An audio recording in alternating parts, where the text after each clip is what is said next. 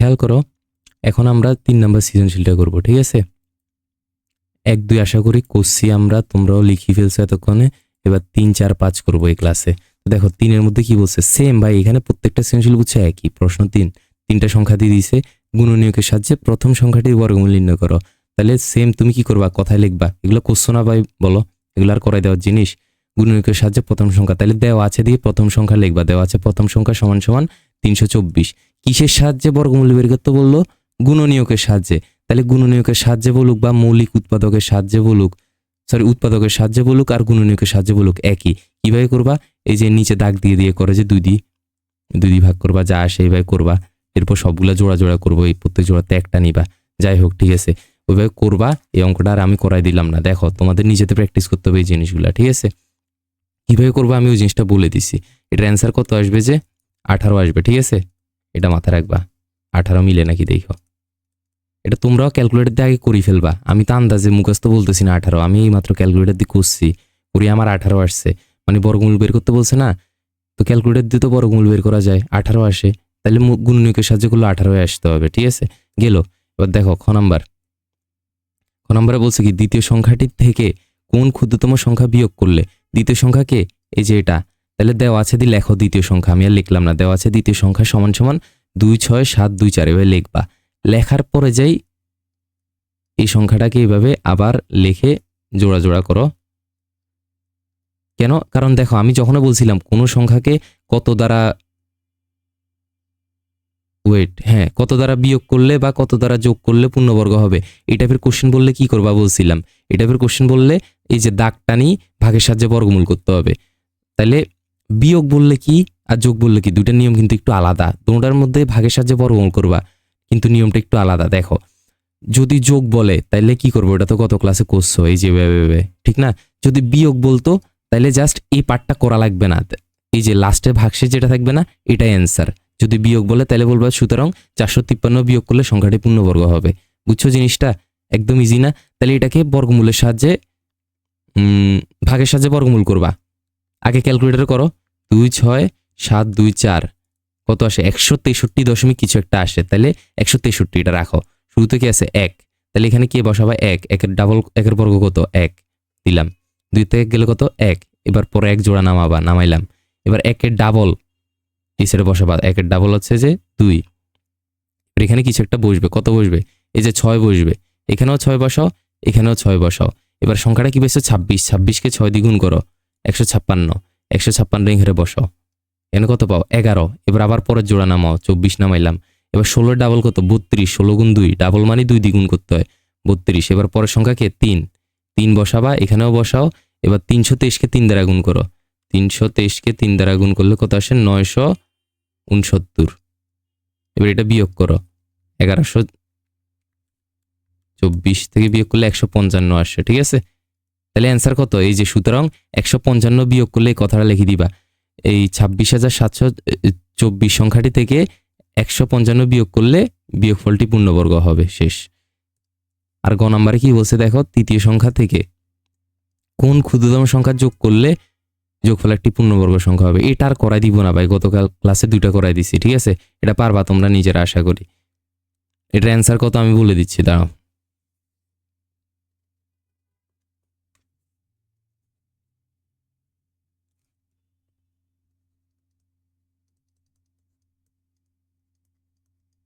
তেরোশো এক এটার অ্যান্সার, ঠিক আছে? মিলাবা, না মিললে আমাকে গ্রুপে জানাবা, হোয়াটসঅ্যাপ গ্রুপে। আচ্ছা আসি এবার 4 নাম্বারে বলছে কি, জসিম সাহেবের বাৎসরিক আয় অনেক বড় একটা সংখ্যা দিয়ে দিছে এবং মাসিক খরচ দিয়ে দিছে এবং প্রতি মাসে তিনি এত টাকা জমা রাখেন। তাহলে দেখো ক নাম্বারে কি বলছে, মাসিক জমা কর্তৃক টাকাকে, জমাকৃত টাকাকে মাসে কত টাকা জমা করে? এই যে 4232।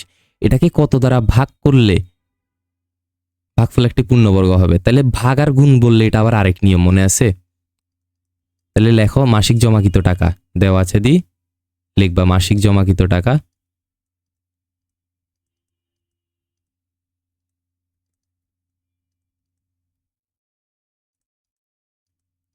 দেখো যোগ আর বিয়োগ বললে ভাগের সাহায্যে বর্গমূল করতা, গুণ আর ভাগ বললে মৌলিক গুণনীয়কের সাহায্যে করবা, মানে গুণনীয়কের সাহায্যে করবা, ঠিক আছে?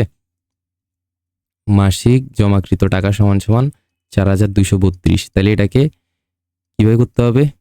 এই যে এইভাবে বর্গমূল করতে হবে উৎপাদকের সাহায্যে। 4232কে 2 দ্বারা ভাগ করো, কত আসে? যেহেতু এটা জোড় সংখ্যা 2116। এটা যদি দশমিক আসে তাহলে বুঝবা যে কি যাবে না, তখন 3 দিয়ে ট্রাই করতা। আচ্ছা, এটাকে আবার 2 দিয়ে ভাগ যাবে 1058। এটাকে আবার 2 দিয়ে ভাগ যাবে 529। এটাকে 2 দিয়ে তো ভাগ যাবে না, যেহেতু লাস্টে 9। 3 দিয়ে ভাগ যায় নাকি? যায় না। এটাকে ডাইরেক্ট দেখো 3 দিয়েও যায় না, 4 দিয়েও যায় না, 5 দিয়েও যায় না, করি দেখো, বুঝছো? 529কে 3 দিয়েও যায় না, 4 দিয়েও যায় না, 5 দিতে যাবে না, 6 দিয়েও যায় না, বুঝছো? 7 দিয়েও যায় না, 8 দিয়েও যায় না, কোনো সংখ্যা দিয়ে যায় না। এটাকে ডাইরেক্ট 23 দিয়ে যায়। আমরা করছিলাম বইয়ের অঙ্কগুলো করার সময়, কারো মনে আছে কিনা জানি না। 23 দিয়ে ভাগ যায়, বুঝছো? ডাইরেক্ট 23কে আর যায় না। যাই হোক, এবার দেখো কি করবা। সুতরাং এই 4232 সমান সমান 2 গুণ 2 গুণ 2 গুণ 23 গুণ 23 লিখলাম। এবার এটাকে জোড়া জোড়া করো। 2 গুণ 2 একটা লিখলাম। এটাকে তো আর জোড়া করা যাচ্ছে না। এই যে দেখো, এই দুইটাকে জোড়া করলাম, এটা তো একলা আছে বেচারা, এই দুইটা। আর এই 23 দুইটাকে জোড়া করব, তাহলে এই দুইটা একলা থাকি যাবে। তাহলে বলে সিঙ্গেল কে আছে 2, তাহলে 2 দ্বারা ভাগ করলে এই ভাগফলটি একটি পূর্ণবর্গ সংখ্যা হবে। সুতরাং 4232কে এই 2 দ্বারা ভাগ করলে, এই যে প্রশ্নটা দেখি লিখে দিবা, জমাকৃত টাকাকে, অর্থাৎ 4232কে 2 দ্বারা ভাগ করলে ভাগফল একটি পূর্ণবর্গ সংখ্যা হবে। শেষ। এবার খ নম্বরে আসো। বাৎসরিক আয়ের সাথে কোন ক্ষুদ্রতম সংখ্যা যোগ করলে বাৎসরিক আয় কত? এই যে এটা।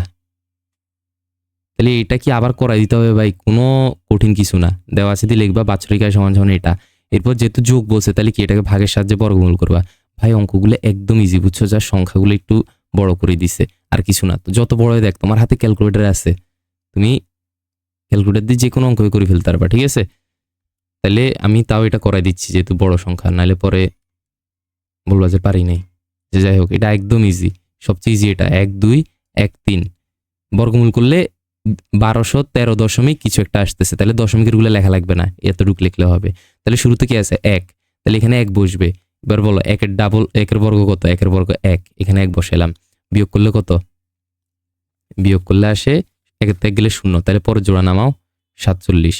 এরপরে দাগ দিয়ে 1 এর ডাবল কত? 2, এই সাইডে বসাবো। এরপরে সংখ্যা কি? 2 2 এখানেও বসাবো, এখানেও বসাবো। 2 বসাইছে, কি আসছে? 22। 22 এর ডাবল কত? 22 গুণ 2 44। মানে 22 এর ডাবল না, তোমরা এখানে 22 পাইছো না, 22কে 2 দ্বারা গুণ করবা। কেন? কারণ এই যে লাস্টে 2 বসাইছে এই জন্য। তাহলে 44। এবার বিয়োগ করো, কত আসে? 3। এবার বিয়োগ করে আবার পরের জোড়া নামাবো। নিয়ম এরকম, বিয়োগ করবা, পরের জোড়া নামাবা, দাগ দিবা, এটা ডাবল এই সাইড আনবা। 12 ডাবল কত? 24। এবার বলো 24-এর পাশে কত বসাবা? এখানে কত আছে? 1। তাহলে 1 বসাও। 1 বসাইছো না, তাহলে 1 দ্বিগুণ করবা। 241কে 1 দ্বিগুণ করলে 241 আসবে। এবার 241 থেকে 37 বিয়োগ করো, 4 আসে। 4। এবার পরের জোড়া নামাবো, বিয়োগ করিয়ে পরের জোড়া নামাই, পরের জোড়া 92 নামাই। কি করবো? আচ্ছা, আমরা ওই সময় একদিনে, এখানে দেখছো এই ভুলটা এখানে হয়ে যায়, এখানে একটা দিছি, এখানে একদিনে। এবার 121, 121-এর ডাবল এই সাইডে বসাবো। 121-এর ডাবল হচ্ছে যে সরি, হ্যাঁ ঠিক আছে, 121-এর ডাবল হচ্ছে যে 2 4 2, ঠিক আছে? এবার পাশে আরেকটা সংখ্যা বসবে, কত? 3। এবার 2 4 2 3, 2 4 2 3, এটাকে কত দ্বিগুণ করবা? 3 দিয়ে, কারণ লাস্টে 3 বসাইছি। ওয়েট, একটু দাঁড়াও তো। আচ্ছা, আমরা বিয়োগে একটা ছোটখাটো ভুল করছি, খেয়াল করো, অনেকে হয়তো নোটিস করছো।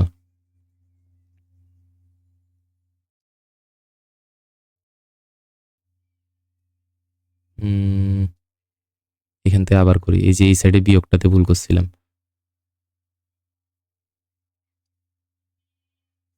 বিয়োগ করো তো, এখানে 1 বসা। হ্যাঁ, বিয়োগ করলে কত আসে? এটা 96 আসে, ঠিক আছে? 7-এর থেকে 1 গেলে 6, এই 3-এর থেকে 4 যায় না, তাহলে 13 থেকে 4 গেলে কত? 9। হাতের এখানে বসো, এই যে এরকম 96 আসে। এবার দাগ দাও। 121-এর ডাবল কত? 2 4 2। এবার এটার পাশে কত বসবে? 3। এখানেও 3 বসাও, এখানে 3 বসাও। আচ্ছা আমরা পরের সংখ্যা তো নামাই না এখনো, 9 2। এবার কি করবা, 2 4 2 3, এটাকে 3 দ্বারা গুণ করবা, কত আসে বলো, 7296 আসে। এবার এটার থেকে বিয়োগ করো, বিয়োগ করি কত আসে, বিয়োগ 9 6 9 2, 2423। ঠিক আছে।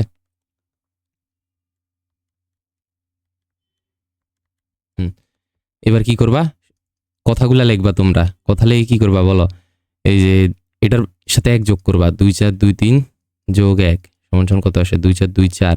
এবার এটার বর্গ করবা, 2 4 2 4 গুণ 2 4 2 4। আমি শর্টকাটে করতেছি, তোমরা এইভাবে ভুলেও করবা না। ওয়েট ওয়েট ওয়েট, 2 4 2 4 না তো, আমরা তো একটু তাড়াহুড়ে আছি তো। আচ্ছা দেখো, 1213 এর বর্গ করবা, এই সেটে যেটা থাকবে, ঠিক না, এটার বর্গ করতে হয়, মানে এটার সাথে 1 যোগ করতে হয়। তাই দেখো, সুতরাং 1213 যোগ 1, এটা কত হয়, 1214। এবার এটার বর্গ করো, সুতরাং 1214 এর বর্গ কত, 1214 গুণ 1214 কত আসে দেখো তো, 1 4 7 3 7 9 6, 1,14,73,796। ঠিক আছে। এবার এটার থেকে সুতরাং কত যোগ করতে হবে, যোগ করতে হবে সমান সমান লিখবা এই যে যেটা পাইছো এই মাত্র, এটার থেকে আমাদের প্রশ্নে যে সংখ্যাটা বলছে ওটা বিয়োগ করে দিবা। প্রশ্ন কত বলছে, এই যে এটা 1 4 7 3 7 9 2। তাহলে ক্যালকুলেটর এবার এটা বিয়োগ করো,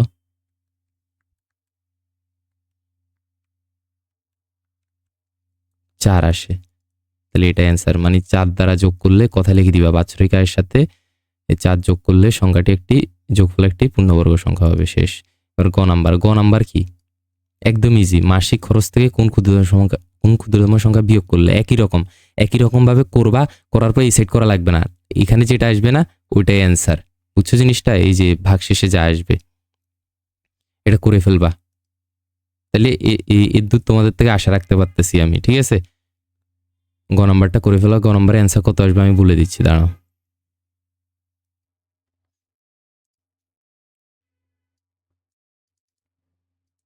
অ্যান্সার আসবে 348। ঠিক আছে, একটু মাথায় রাখবা। আচ্ছা এবার দেখো, প্রথম সংখ্যাটি পূর্ণবর্গ কিনা উৎপাদকের সাহায্যে যাচাই করো। উৎপাদকের সাহায্যে যাচাই করো যদি না বলতো, তাহলে আমরা ওই কথা দিয়ে বের করে ফেলতে পারতাম কোন সংখ্যা পূর্ণবর্গ হয় কিনা। সংক্ষিপ্ত প্রশ্ন করছিলাম যে, মনে আছে, কোন সংখ্যা পূর্ণবর্গ হবে না কি হবে না, এটার কয়েকটা শর্ত ছিল না, এই কথা দিয়ে বলতে পারতাম। কিন্তু এখন ওরা আমাকে স্পেসিফিকলি বলে দিছে যে কি, উৎপাদকের সাহায্যে যাচাই করো। তাহলে করি, দেখো পূর্ণবর্গ কিনা। কেমনে বুঝবা, দেখো এই অঙ্কটা পারো কিন্তু অনেক আউলে ফেলবা। প্রথম সংখ্যা দেওয়া আছে, প্রথম সংখ্যা সমান সমান লিখবা, এগুলোর আমি লিখতেছি না। এরপর লিখি 432কে উৎপাদকের সাহায্যে করো। এই যে 2, 432 ভাগ 2 কত বলো, 216। 216 ভাগ 2 কত, 108। 108 ভাগ 2 কত, 54। 54 ভাগ 2 কত, 25 26 27। 27 ভাগ 2 যায় না, 27 ভাগ 3 যায়, 3 নং 27, আবার যায় 3 3 9। এবার লেখো 432 সমান সমান 1 2 3 4, 4টা 2, 1 2 3 4, আর এদিক দিয়ে 3টা 3। তাহলে পূর্ণবর্গ নাকি পূর্ণবর্গ নয়, এটা কেমনে বুঝবা, তুমি দেখবা জোড়া জোড়ায় আছে কিনা, সবগুলা জোড়া জোড়ায় থাকলে এটা পূর্ণবর্গ। যেমন দেখো, এই দুইজন জোড়ায় আছে লিখলাম, এই দুইজনকে জোড়ায় লেখা যাবে, দুইটা দুইটা করি, এখানে 2টা 3কে লেখা যাবে, কিন্তু আরেকটা 3 বেচারা খালি থাকি যায়। তাহলে কি লিখবা, যে যেহেতু, উল্টা করে লিখবা, সুতরাং এর এটা যেহেতু, হ্যাঁ যেহেতু 3 জোড়াবিহীন, সুতরাং 432 পূর্ণবর্গ নয়, সংখ্যাটি পূর্ণবর্গ নয়।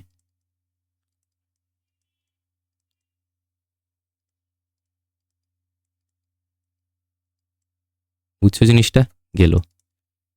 এবার আসো, দ্বিতীয় সংখ্যাকে কোন ক্ষুদ্রতম সংখ্যা দ্বারা গুণ করলে, বললে কি করব, সেম একইভাবে করব। 5400কে 2 দ্বারা ভাগ করো, 2700। এটাকে আবার 2 দ্বারা ভাগ করো, 1350।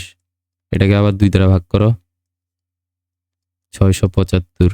এটাকে 2 দ্বারা ভাগ যাবে না, কারণ লাস্টে যেটা আছে ওটা বেজোড়। 3 দ্বারা ভাগ যায় কিনা দেখি, হ্যাঁ যায়। 3 দ্বারা ভাগ করলে 225। এটাকে আবার 3 দ্বারা ভাগ করি, দেখো তো যায় কিনা, যায়। 75। 75কে 3 দ্বারা ভাগ যায়, মোস্ট প্রবাবলি যায়, হ্যাঁ। 3 25 75। এটাকে 25কে 3 দ্বারা ভাগ যায়, যায় না। 3 8 24। তাহলে 25কে 4 দিয়েও ভাগ যায় না, 25কে 5 দিয়ে ভাগ যায়, 5 5 25। এই ব্যাস, আর যায় না। তাহলে সুতরাং লেখো 5400 সমান সমান 3টা 2, 1 2 3, 3টা 3, আর এদিক দিয়ে 2টা 5। এবারে থেকে জোড়ায় জোড়ায় লেখো, দেখো পরের লাইনে এটাকে জোড়া লেখা যাবে, তাহলে লিখি 2 গুণ 2। এই 2টা সিঙ্গেল থাকি যাবে, থাকুক। এই 2টাকে জোড়া লেখা যাবে, 3 গুণ 3। এই 3টা সিঙ্গেল থাকি যাবে, থাকুক। এরপর 5কে লেখা যাবে জোড়া। তাহলে সিঙ্গেল কে আছে 2 আর 3, তাহলে লেখো যেহেতু 2 ও 3 জোড়াবিহীন, সুতরাং সংখ্যাটিকে অথবা 5400কে এই দুটাকে গুণ করে দিবা। 2 গুণ 3 সমান সমান কত, 3 2 গুণে 6। সুতরাং 6 দ্বারা গুণ করলে পূর্ণবর্গ হবে। যদি আমাকে গুণ না বলি এই জায়গায়, এই জায়গায় যদি গুণ না বলে ভাগ বলতো, তাহলে সেম, কি বলছি, একদম সেম টু সেম অঙ্ক। জাস্ট এই জায়গায় আমি গুণের জায়গায় কি করতাম, ভাগ লিখতাম, এক ফোঁটাও চেঞ্জ হইতো না, ঠিক আছে। এখানেও এই 2 গুণ 3 সমান সমান 6 এইভাবে করতাম। তাহলে ক্লিয়ার আশা করি। এবার দেখো গ নাম্বার, সংখ্যা দুটি সমষ্টির সাথে, এটা একটু বুঝো, সংখ্যা দুটি কে কে, এই যে 432 আর এটা, তাহলে এই দুটা সংখ্যার সমষ্টি মানে যোগ। সমষ্টি মানে কি বলছি, যোগ। পার্থক্য মানে বিয়োগ, সমষ্টি মানে যোগ। সংখ্যা দুটি সমষ্টির সাথে কত যোগ করলে, তাহলে লেখো এখানে সংখ্যা দুটি সমষ্টি সমান সমান,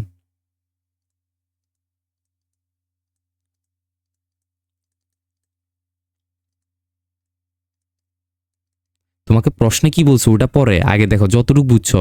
সংখ্যা দুটির সমষ্টির সাথে, এই কথাটার মানে তুমি লিখি ফেলো। পরের অঙ্ক ধরো তুমি পারো না, আমি ধরে নিলাম, তোমার পরেরটা পারা লাগবে না, তুমি এতটুকু পারো, এতটুকু বুঝছো, এতটুকু আগে লিখে ফেলবা। পরীক্ষার হলে এভাবে ভাঙ্গি ভাঙ্গি করবা, ফার্স্টে যেটা বুঝছো, যেটা দেওয়া আছে লিখতে পারবা, ওগুলো আগে লিখে ফেলবা, ঠিক আছে। সংখ্যা দুটি সমষ্টির সাথে, তাহলে সংখ্যা দুটি সমষ্টি লিখি, 432 যোগ 5400। এটা যোগ করলে কত হবে, 5432। এই যে এবারে বলছি এটার সাথে কত যোগ করলে এটা পূর্ণবর্গ হবে, কেমনে করবা, এটাকে ভাগের সাহায্যে বর্গমূল করবা, পারবা না বলো, পারবা। কত আসবে আমি বলি, 5832, এটাকে রুট করো তো, রুট ওভার 5832 কত আসে, 76 আসে।